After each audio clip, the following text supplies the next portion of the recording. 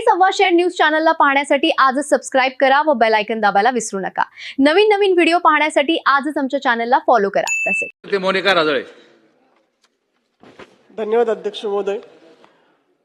मराठवाड्यासाठी वरदान ठरलेल्या जायकवाडी धरण प्रकल्पाचे काम 1965 आणि 66 ला सुरू झाले आणि 74 ला काम पूर्ण होऊन त्याचे लोकार्पण झाले। या धरणाची क्षमता जवळपास 102 टीएमसी आहे।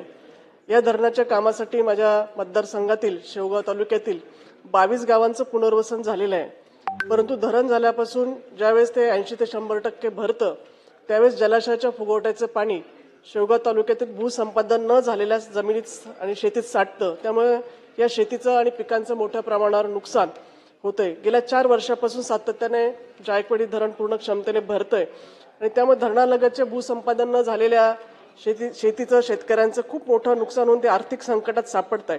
प्रत्येक वेळेस नुकसान झाल्यावर त्या शासनाला या ठिकाणी पंचनाम्याची किंवा नुकसान भरपाईची मागणी आणि मदतीसाठी मागणी मोठ्या प्रमाणावर होते। परंतु त्यामुळे एकतर आमची विनंती आहे शासनाला आपल्या माध्यमातून ही आहे, एकतर या शेतकऱ्यांची शेती व शेतपिकांच्या नुकसानीची भरपाई मिळावी किंवा वारंवार पाण्याखाली जाणाऱ्या शेतीचे सर्वेक्षण करून जलसंपदा विभागाने भूसंपादन करून घेऊन शेतकऱ्यांना मोबदला द्यावा।